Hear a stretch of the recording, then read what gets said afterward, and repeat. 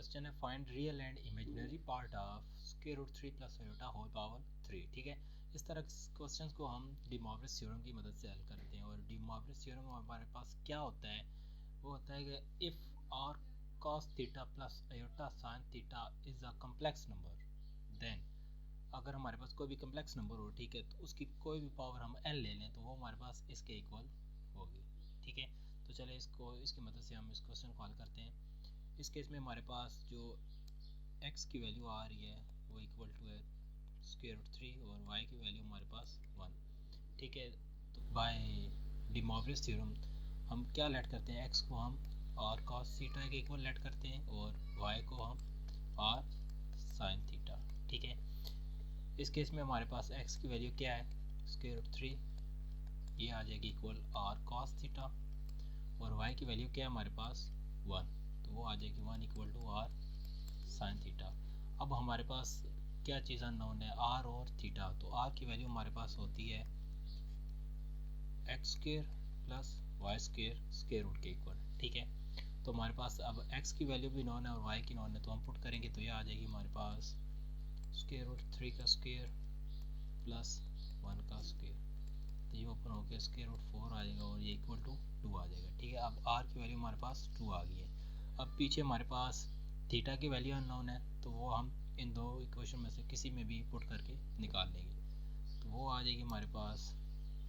Let's suppose हम पहली equation से निकालते हैं, under root 3 equal to r, हमारे पास अब क्या है, r की वैल्यू हमारे पास 2 है, तो ये आ जाएगी हमारे पास 2 cos थीटा।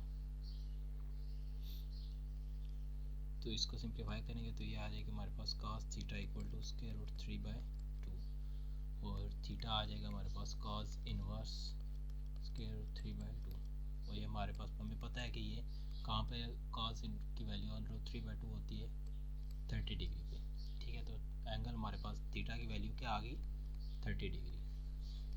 ठीक है, अब हमने सिंपल डी मॉर्गन थ्योरम को यूज़ करके इसकी वैल्यूज़ निकाल लेनी है इक्वेशन की। ठीक है, तो जब हम डी मॉर्गन इसको हम ऐसे लिख लेते हैं, 3 प्लस आयोटा की 3 इक्वल आ जाएगा हमारे पास r cos theta plus r iota r sin theta. ठीक है, की पावर 3, तो r अगर हम कॉमन ले लें तो ये आ जाएगा r3 cos theta plus iota sin theta whole power 3। ठीक है, और r की वैल्यू हमने अभी निकाली, वो क्या थी 2, तो यह आ जाएगी 2 power 3 cos theta plus iota sin theta 3। तो यहाँ पे जब हम अप्लाई करेंगे डी मॉर्गन थ्योरम, ये आ जाएगी हमारे पास cos 3 theta plus iota sin 3 theta, और थीटा की वैल्यू हमने क्या निकाली है, थीटा की वैल्यू हमने निकाली है 30 डिग्री। ठीक है, तो यहाँ पे पुट करेंगे तो ये आ जाएगा हमारे पास cos 3 into 30 degree plus iota sin 3 into 30 degree. तो इसको जब हम सिंप्लीफाई करेंगे तो ये आ जाएगा हमारे पास 8 cos 90 degree plus iota sin 90 degree, और हमें पता है कि cos 90 डिग्री क्या होता है हमारे पास 0, और sin 90 क्या होता है हमारे पास 1 होता है। ठीक है, तो यहाँ से हमारे पास इसकी इमेजिनरी और रियल वैल्यू आ जाएगी। So real part of equation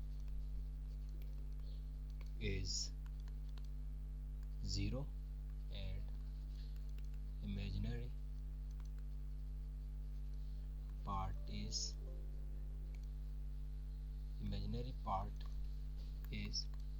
8, क्योंकि जब 8 मल्टीप्लाई होगा तो ये यहाँ पे आ जाएगा ये 0 प्लस 8 आयोटा, या इसको लिख लें 0 प्लस आयोटा 8। ठीक है, तो ये हमारे पास इसके रियल और इमेजिनरी पार्ट आ गए। आई होप आपको समझ आई होगी। तो वीडियो अच्छी लगी तो वीडियो को लाइक कर दें, और अगर चैनल पर पहली मरतबा आएँ तो प्लीज़ चैनल को सब्सक्राइब कर दीजिए। तो मिलते हैं नेक्स्ट वीडियो में।